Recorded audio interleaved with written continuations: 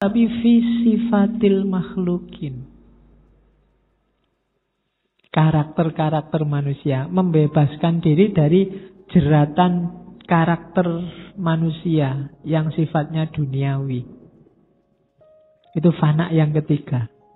Sudah tidak butuh lagi pujian, sudah tidak butuh lagi kejayaan, tidak butuh lagi kesuksesan. Yang ada di pikiran hanya Allah saja.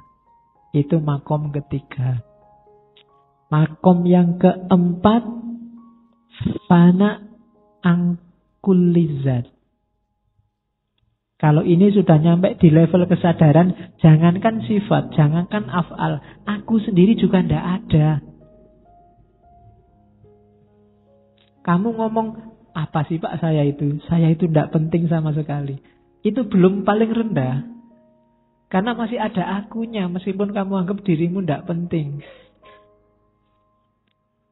Jadi, lebih rendah dari itu adalah, saya itu sebenarnya nggak ada ya.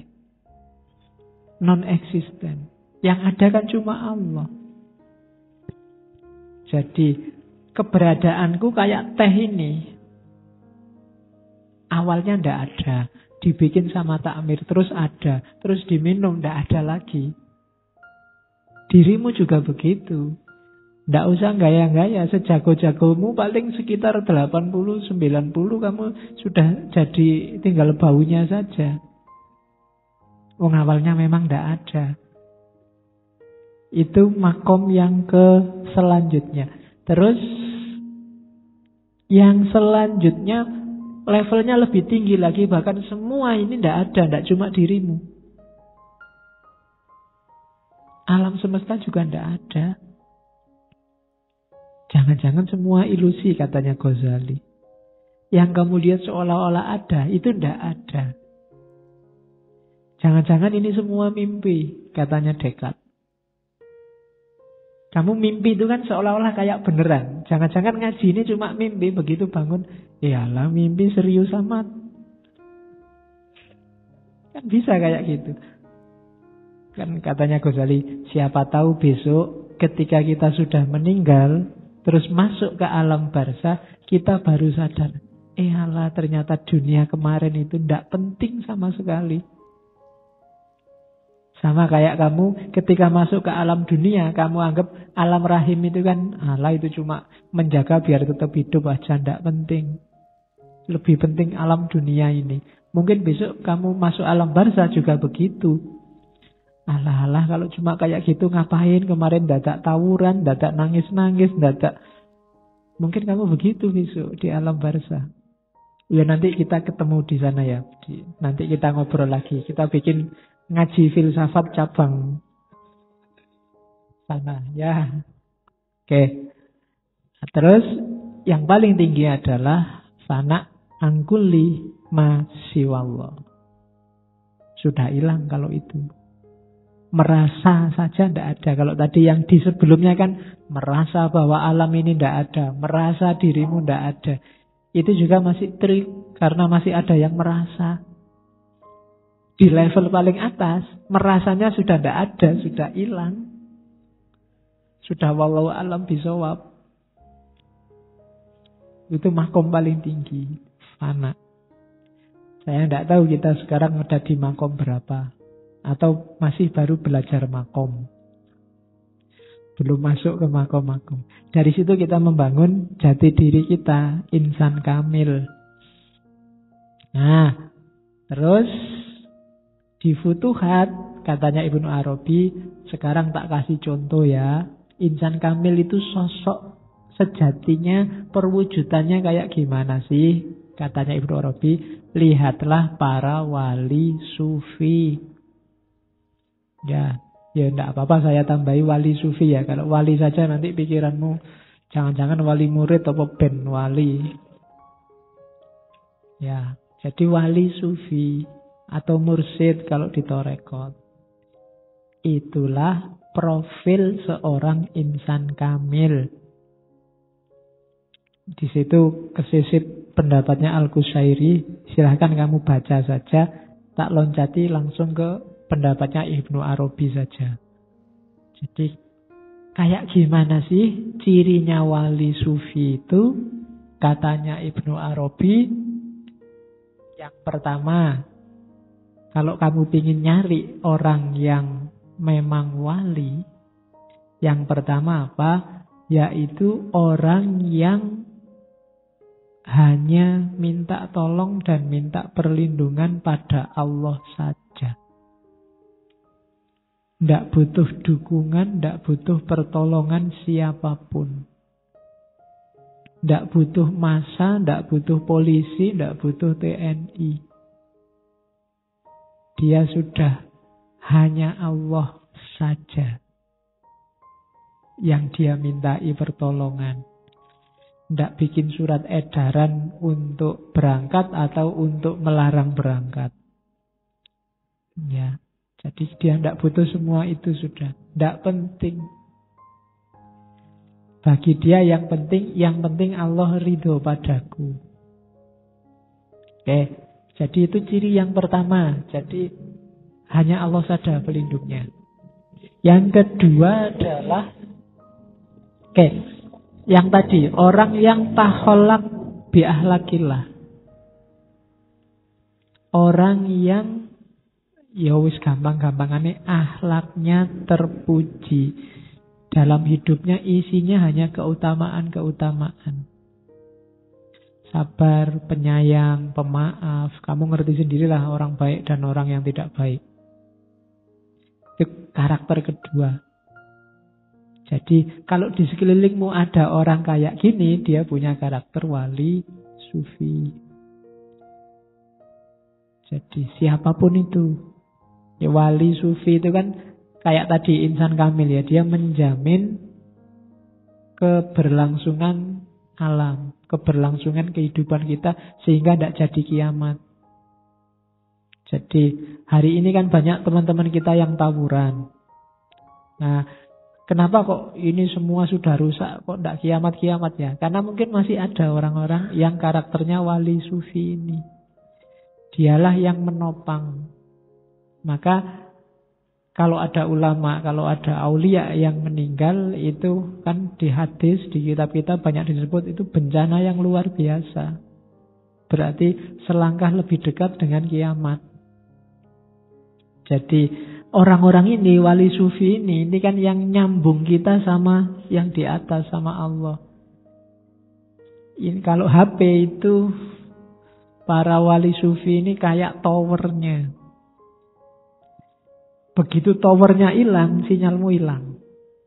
Kamu tidak bisa lagi nyambung sama providernya. Jadi maka hargailah orang-orang ini. Gara-gara mereka dunia ini tidak sampai kiamat, sampai hari ini. Ya, sekarang kan banyak yang tawuran-tawuran itu. Oke, harusnya umat Islam itu wasaton. Wasaton itu wasit. Cuma sekarang wasitnya ikut main. Susah sekarang wasitnya main. Jangan-jangan kalau gini loh, kalau ada orang tawuran, misalnya di ngaji ini ada yang gegeran tawuran, itu kan kamu pertama-tama tidak bahas siapa yang salah, siapa yang menang, siapa yang benar. Tapi pertama-tama yang dilakukan apa? Dipisah. Biar nggak tawuran, biar nggak pukul-pukulan, kan gitu. Itu namanya wasit. Jadi, hari ini nggak ada yang misah. Jadi ada saudaramu tawuran, yang lain tidak misah, tapi satu pihak ini, kamu pihak siapa? Pihak sana, ayo tawuran sekarang ganti, kita beda pihak. Terus gitu, tidak ada yang misah. Harusnya naturalnya itu kalau ada saudaramu yang tawuran, pertama-tama jangan ribut siapa salah siapa benar dulu, dipisah sih. Baru dijernihkan persoalannya. Hari ini ada temannya tawuran, yang lain sorak-sorak terus mendukung A, mendukung B, tidak ada yang mau misah. Itu menurut saya problemnya di situ. Akhirnya ya tetap tawuran. Oke, yang selanjutnya kok sampai situ. Terus orang yang selalu menyucikan dirinya lahir dan batin. Kenapa kok tidak batin saja penting? Iyalah, lahir penting no. Batinmu nggak dapat tempat yang layak kalau lahirnya rusak. Lahir juga penting. Ya dipelihara lahir, tetap butuh makan, butuh tidur. Meskipun jangan makan berlebihan, tidur berlebihan. Harus tetap diopeni. Kalau kita kan yakin jasad lahiriah itu titipannya Allah. Usahakan titipan ini jangan disia-siakan. Besok kembalikan dalam kondisi baik. Biar yang nitip tidak kecewa. Ya, jadi kalau kamu suka melekan, menyiksa tubuhmu dengan tidak tidur, itu hati-hati. Nanti jangan-jangan yang nitip kecewa. Hiduplah yang tertib. Waktunya makan, ya makan. Kalau tidak punya uang, ya utang. Ya, bilang ke temenmu, mbok aku utang duitnya. Ini loh, mau ngopeni titipannya Allah ini loh. Jadi, masa nggak boleh kan gitu. Terus, orang yang selalu bersyukur apapun yang menimpa dirinya. Alhamdulillah. Orang yang sudah jatuh cinta itu dikasih apa saja seneng. Diomeli pacarnya seneng. Apalagi disenyumi. Tidak apa-apa. Daripada dicuekin. Jadi apapun. Dipukuli, dijiwiti seneng. Itu berarti memang sudah cinta. Beda sama dagang. Kalau dagang itu dikasih nggak enak, nggak mau. Maunya dikasih yang enak, baru terima kasih. Kita selama ini masih begitu sama Allah. Kalau dikasih enak-enak, kita baru alhamdulillah, wasyukurulillah, terus begitu. Begitu dapat nggak enak, gerundel, mengeluh. Apa dosaku? Apa salahku? Kan kita selalu begitu ya. Tidak, orang yang makomnya wali sufi, tidak ada yang tidak menyenangkan bagi dia kalau itu datangnya dari Allah. Dalam bentuk apapun. Ya berat ya. Terus, orang yang muhsin. Ini yang saya bilang di awal tadi. Orang yang tidak merasa dirinya sudah cukup baik. Maka dia ingin memperbaiki diri terus. Tidak merasa final bahwa akulah yang paling benar. Tapi dalam pikirannya, siapa tahu aku masih salah. Siapa tahu dalam kebenaran yang aku yakini ada ketidakridhoan dari Allah. Siapa tahu tersisit di situ riak, sombong, sum'ah, ujub, macam-macam. Jadi dia selalu hati-hati, selalu ingin lebih baik terus. Namanya muhsin. Tidak sekedar mukmin atau muslim. Jadi orang ini ingin memperbaiki diri terus. Oke. Dan yang terakhir cirinya wali sufi adalah menghadirkan Allah senantiasa. Dalam detak jantungnya, dalam setiap langkahnya, setiap kata-kata omongannya, dan seterusnya. Itu cirinya wali sufi. Jadi dia yakin Allah hadir dalam hatinya, di mulutnya waktu dia ngomong, di pikirannya waktu dia mikir. Ini bikin orang hati-hati. Nggak ngomong sembarangan. Malu sama Allah. Karena Allah ada di situ. Bahkan dia hadir lebih dekat dari ulat leher kita. Bikin kita hidupnya terjaga. Itu wali sufi. Ada apa-apa, dikembalikan ke Allah. Jadi tidak mengeluh, tidak sumpek. Ada cerita seorang wali yang putranya ini diganggu terus sama orang lain. Difitnah, diceritakan jelek, dikabarkan jelek. Terus anaknya ini mengadu ke ayahnya yang wali ini. Pak, itu orang itu gimana ya, kok aku dikerjain terus, aku difitnah terus, disusah-susah terus hidupku. Jawabannya wali ini, alhamdulillah nak, masih ada orang yang menyempatkan dirinya, menghabiskan energinya untuk meninggikan derajatmu. Terima kasihlah padanya. Jadi kalau ada yang gitu, kamu jawabannya bisa dipakai. Jadi iya kan? Loh, ketika orang mencelamu, melecehkanmu, merendahkanmu, ini kan secara, ya dalam dunia sufi itu yang untung besar itu dirimu. Maka terima kasihlah padanya. Dia mau loh menghabiskan energinya untuk berpikir, untuk bertindak, untuk ngomong tentang dirimu. Alhamdulillah, matur nuwun. Ya kan? Ya kalau bahasa teologisnya kan ketika orang menjelekkanmu maka pahalamu, pahala dia dikasihkan ke kamu. Dosamu dikasihkan ke dia. Kan logika ini kan bisa main dan terima kasihlah padanya. Dia mau bercapek-capek ria tanpa dibayar, tanpa dikasih imbalan apa-apa, ngasih kamu pahala, ngasih kamu kemuliaan. Itu wali sufi namanya. Cuma mental kayak gini, saya tidak tahu masih hidup apa enggak hari ini. Ya. Sekarang kita menjual diri kita masing-masing sangat tinggi, sangat mahal.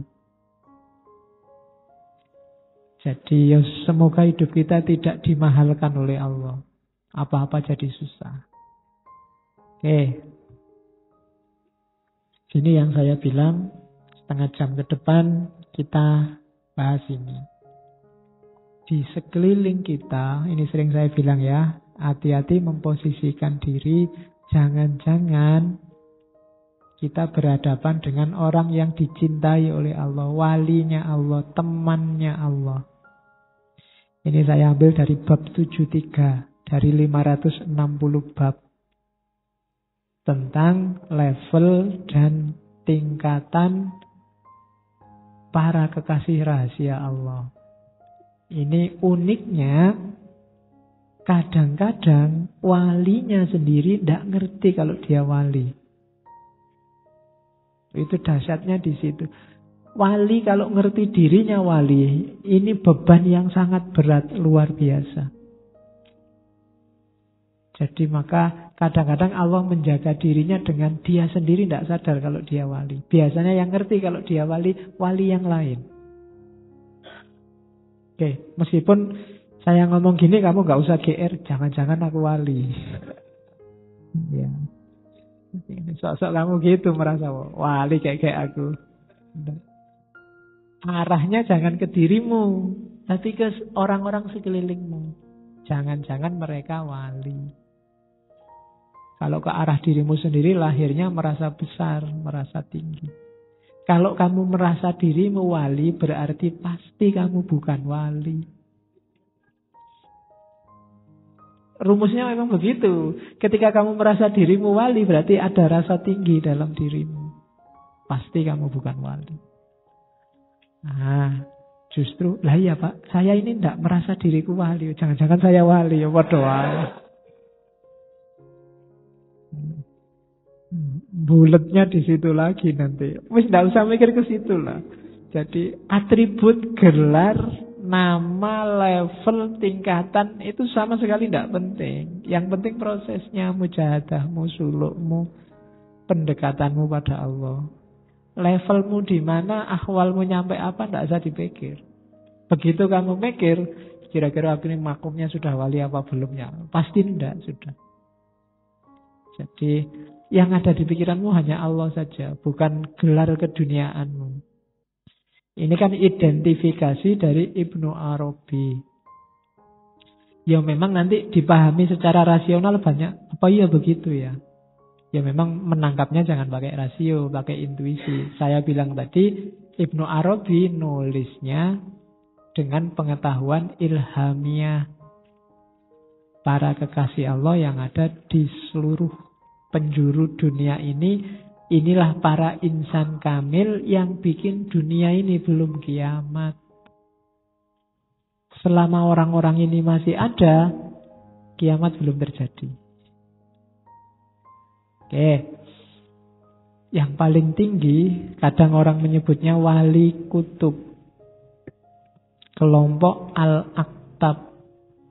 Ya, kutub itu penghulu. Penghulu maksudnya kepala, bukan penghulu dalam arti yang mengijab kabulkan. Jadi yang paling tinggi. Jadi ada orang-orang kekasih Allah yang levelnya wali kutub. wali ini jumlahnya cuma satu. Meskipun nanti ketika meninggal ada gantinya. Jadi ya nanti di narasinya siapa? Ibnu Arabi disebut beberapa yang sepengetahuan dia pernah menduduki maqam sebagai wali kutub. Seperti Abu Yazid Bustami, Ahmad Ibnu Harun Rashid Ar-Rosidi, para khulafaur Rasyidin. Empat-empatnya bagi Ibnu Arabi itu wali kutub. Hasan bin Ali. Gak usah tanya kenapa Husain gak masuk. Karena memang, ya karena Hasan ini dikenal memang perilaku kehidupannya sufistik. Hasan ini secara aklamasi diangkat sebagai khalifah, tapi diminta oleh Muawiyah dikasihkan. Karena bagi dia, apa sih jabatan itu? Kalau dengan jabatan ini saya kasihkan umat Islam tentram, saya kasihkan. Umat Islam damai, saya kasihkan. Itu Hasan. Meskipun beliau meninggal diracun oleh istrinya sendiri. Diracun 2 kali. Diracun yang pertama tidak sempat meninggal. Ya tetap istrinya nggak dimarahi, nggak dicerai. Diracun lagi yang kedua. Dan meninggal. Nggak usah tanya, wali kok bisa meninggal Pak? Ya iso. Ya, meninggal nggak meninggal itu ya urusannya beda. Tapi Hasan bin Ali sempat. Kalau ulama Umar bin Abdul Aziz. Umarok. Khalifah yang makomnya dipandang Umar bin Abdul Aziz. Kapan-kapan saya membayangkan nanti ada 1 bulan kita ngomong pemikiran-pemikirannya para raja.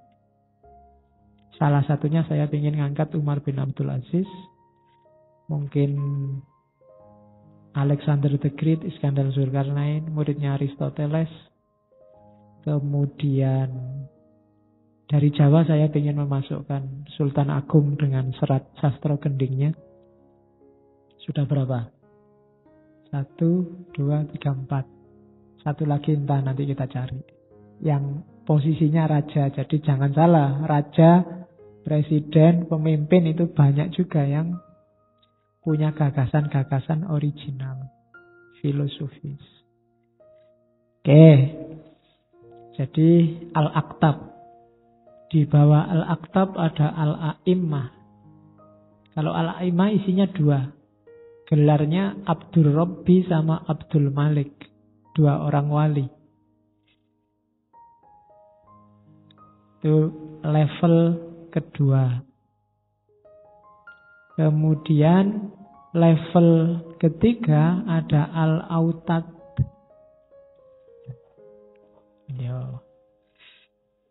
Oke ya. Al-Autad itu artinya cagak. Tiang, pasak. Ya. Al-Autad ini jumlahnya 4. Adanya di 4 penjuru mata angin. Barat, utara, timur, selatan. Jadi di barat juga ada wali, jangan salah. Tidak cuma di timur. Ya entah siapa beliaunya kita tidak tahu. Jadi porosnya ada di Ka'bah. Autad ini dalam catatannya Ibnu Arabi pernah di antara wali Autad ini perempuan. Ya. Ya saya mengerti di antara yang di sini ada yang wali perempuan. Oke, cuma tidak usah merasa wali. Nanti penyakitnya kembali lagi. Gelarnya 4 orang ini ada Abdul Hayy, ada Abdul Halim, ada Abdul Qadir, dan Abdul Murid. Ibnu Arabi cerita, kami pernah ketemu orang di Maroko. Jadi seorang di antaranya tinggalnya di Maroko. Sedang ngumpul, mereka tinggal di utara, di timur, di barat, di selatan bumi. Ini mereka yang menjaga keseimbangan alam. Sehingga tidak jadi kiamat. Namanya Al-Autad. Ada lagi wali Abdal. Badal ini pengganti. Jadi jumlahnya 7. Menjaga 7 wilayah di bumi. Saya tidak tahu 7 wilayah itu pembagiannya bagaimana. Yang jelas bukan benua Asia, benua Amerika, benua Eropa, tidak. Ada kategori pembagiannya sendiri. Nanti itu Ibnu Arabi cerita ada wali abdal yang namanya Abdul Majid bin Salamah. Ada orang bernama Abdul Majid bin Salamah tanya pada seorang wali abdal namanya Mu'adz bin Ashrah. Gimana sampean kok bisa jadi wali abdal? Katanya dia jadi wali abdal itu yang pertama karena sering lapar, gemar beribadah di malam hari, suka diam dan mengasingkan diri. Bukan kita banget. Ya, kita kebalikannya semua. Kalau kita suka makan-makan, ya, kalau malam sukanya tidur, kemudian suka kalau ada rame-rame, pesta-pesta, banyak teman. Kebalikannya. Sekarang kita menghadirkan teman kan sering tidak pakai fisik, tapi pakai WA sama Facebook. Sama aja, berarti kita tidak suka kesendirian, sukanya keramaian. Nah, berarti kalau seandainya kita wali, pasti bukan wali abdal. Mungkin wali yang lain, wali murid atau wali. Oke, ada An-Nuqaba. An-Nuqaba ini, ya, nakib itu artinya kepala kaum. Jumlahnya 12. Jadi di antara cirinya wali nuqaba ini syariatnya kuat. Jadi patuh pada syariat, tapi juga dia bisa membaca pengetahuan-pengetahuan rahasia. Bahkan di antara karomahnya diceritakan Ibnu Arabi ada wali nuqaba yang bisa nebak ini jejaknya orang pintar apa orang bodoh. Kalau mungkin habis jalan-jalan di pantai itu dilihat, oh ini jejaknya orang pintar, ini orang bodoh, itu bisa. Dari jejaknya saja. Itu wali nuqaba namanya. Ada lagi wali nujaba. Kalau nujaba 8 orang. Dari akar kata najib. Cirinya disukai banyak orang. Di mana-mana disambut banyak orang. Oke. Meskipun yang bersangkutan tidak merasa bahwa dirinya wali. Yang mengingatkan bahwa dia wali adalah wali yang lain. Yang derajatnya lebih tinggi. Wali kelompok nujaba ini jumlahnya 8. Tidak kurang, tidak lebih. Kalau satu meninggal akan diganti yang lain. Biasanya ada istilah wisuda wali. Jadi, ya kapan-kapan kamu tak undang kalau ada wisuda wali ya. Oke, ada wali kelompok hawariyun. Hawari ini dari akar kata penolong. Hawariyun ini jumlahnya 1 setiap zaman. Kalau meninggal nanti diganti lagi. Nabi menyebut pernah bahwa hawarinya beliau adalah Zubair bin Awam. Berarti Zubair termasuk kategori wali hawari. Meskipun di sekeliling Nabi banyak sahabat-sahabat. Kalau Khulafaur Rasyidin kan tadi jelas walinya. Nah kalau ini Zubair bin Awam itu wali hawari, kelompok hawariyun. Ada Rojabiyun. Ini yang paling unik menurut saya di antara kategori-kategori yang lain. Rojabiyun ini dia jadi wali kalau bulan Rejab saja. Iya. Orang-orang ini biasanya di bulan Rejab dia akan jatuh sakit. Dan saat dia sakit, dia akan dapat banyak sekali ilham, banyak sekali isyarat dari Allah. Jadi sampai nanti akhir bulan. Kalau bulan Rajab selesai dia. Cuma ya dengan bekal wawasan ilhamiah yang sangat banyak, yang diperoleh saat dia sakit di bulan Rejab. Ya meskipun kalau kalian besok bulan Rejab sakit, tidak usah mikir, wah iki aku ya arep dadi wali ini Rejab-Rejab kok pilek. Wah ini jangan-jangan saya wali Rejabiyun. Ndak di situ. Pokoknya ndak usah mikir dirimu wali lah. Oke, jadi wali-wali Rejabiyun ini juga banyak yang ndak paham kalau dirinya wali. Cuma dia nanti akan banyak sekali dapat petunjuk dari Allah yang datangnya di bulan Rejab ini. Nanti bulan Rejabnya pergi, sudah kembali seperti sedia kala. Kayak orang biasa, normal. Namanya Rejabiyun. Ada kelompok Khotamiyun. Ibnu Arabi sendiri bilang bahwa akulah penutup para wali. Dia pernah bilang begitu. Itu menunjukkan bahwa dia termasuk jenis Khotamiyun. Jumlah ini hanya ada seorang.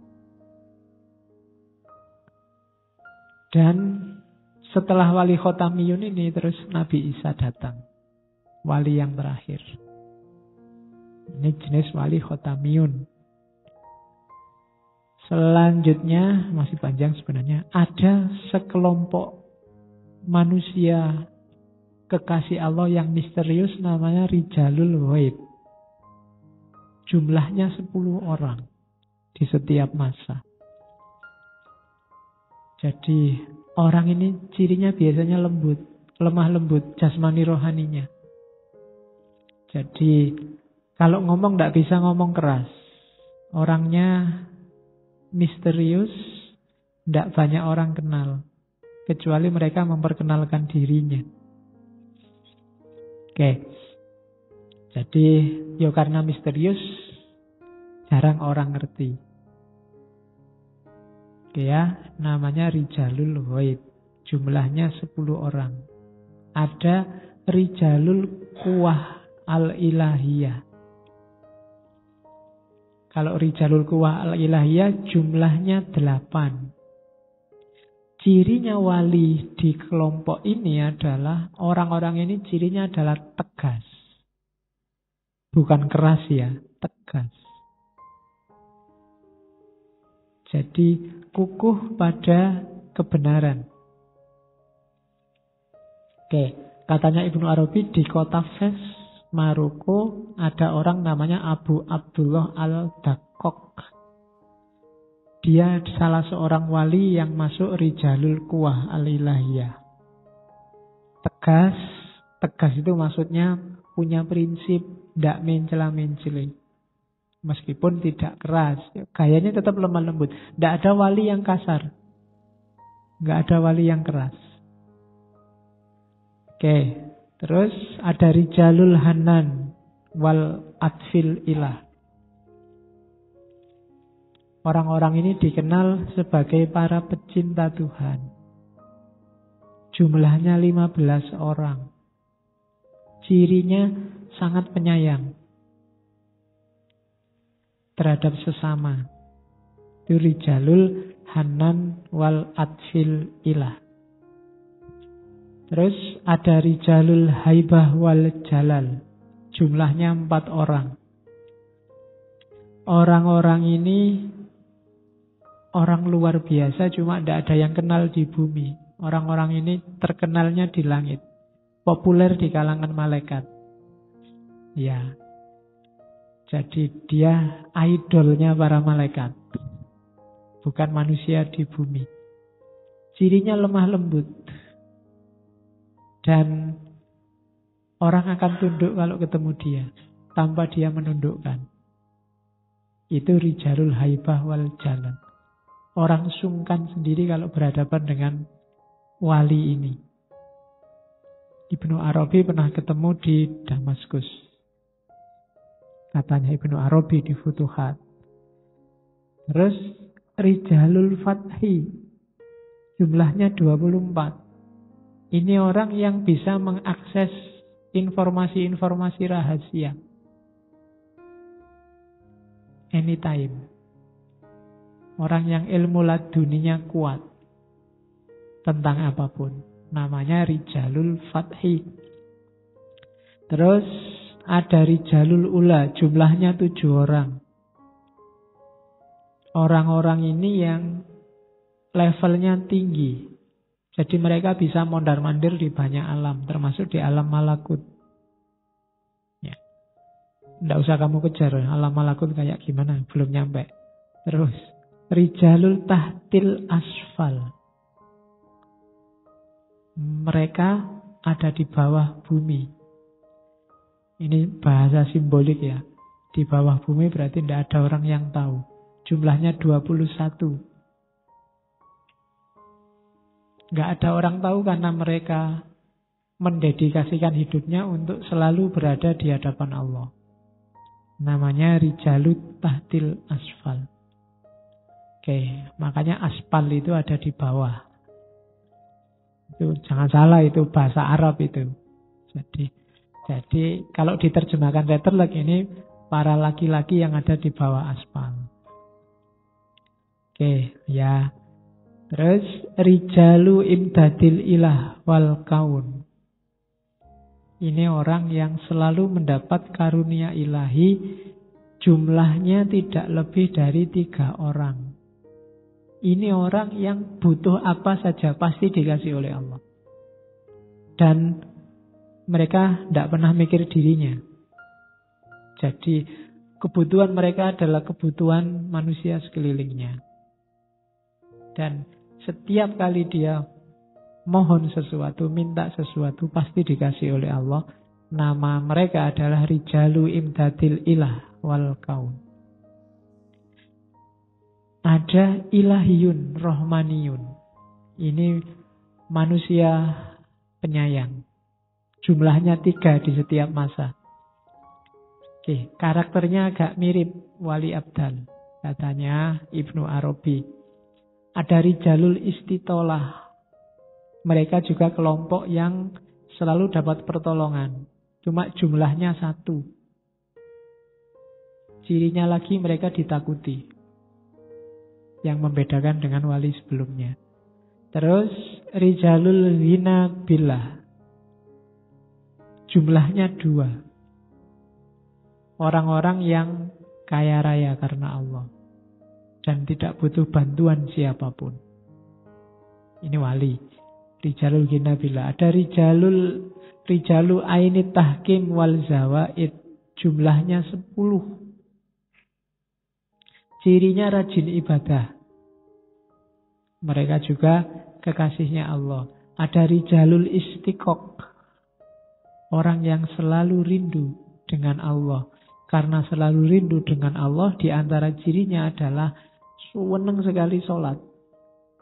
Siang, malam. Ya, kalau kamu kan agak gimana gitu kalau sholat. Kalau mereka senang. Sholat bagimu, mungkin bagi saya juga kan masih beban. Lagi enak-enaknya tidur kok sholat. Lagi enak-enaknya ngobrol kok sholat. Jadi rasanya beban. Tapi kelompok rijalul istiqoq ini, dia sukanya sholat. Nggak boleh ada waktu lowong, sholat aja. Nggak boleh. Karena sholat itu ketemu sama Allah. Kenapa dia rajin sholat? Karena dia sangat cinta sama Allah. Ketemu sama yang dicintai itu kan senang. Maka dia ingin ketemu terus. Itu kelompok rijalul istiqoq. Ada kelompok al-mulamatiyah.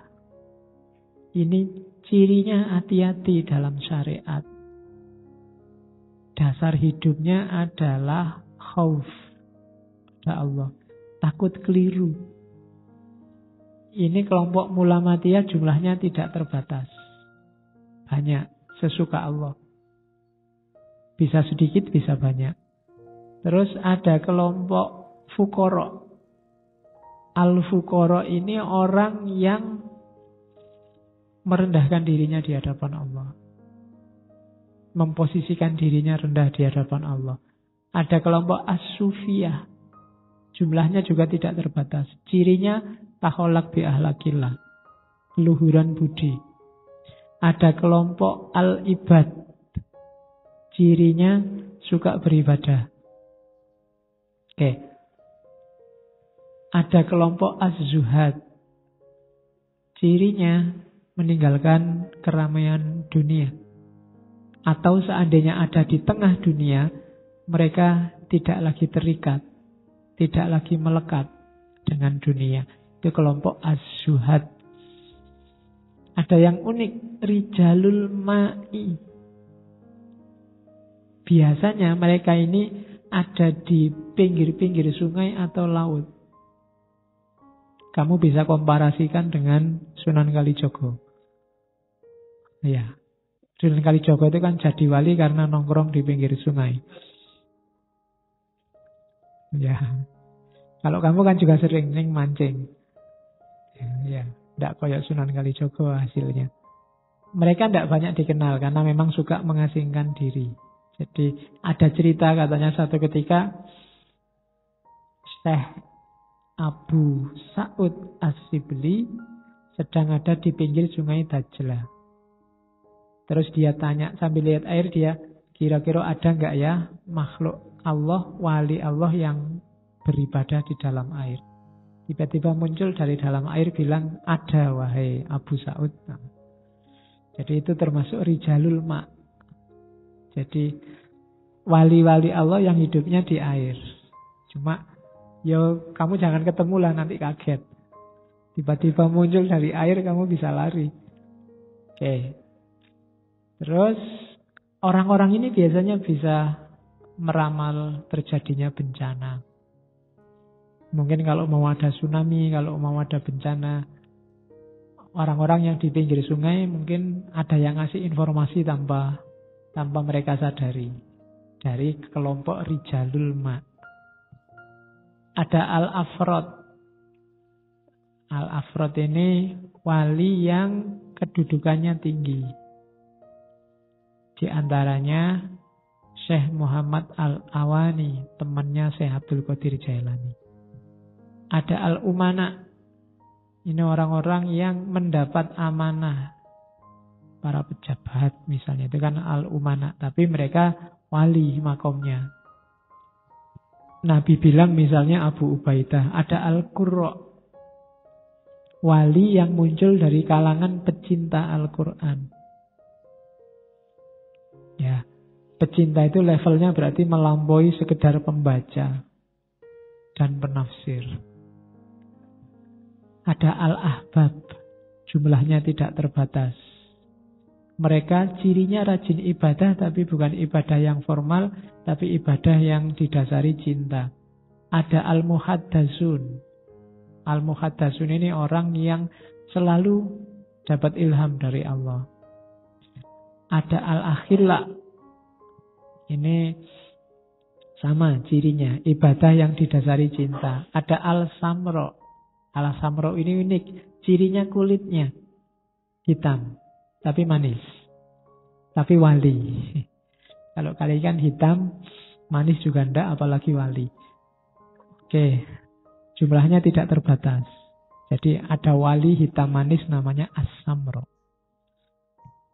Ada al-wirosah. Ini para ulama.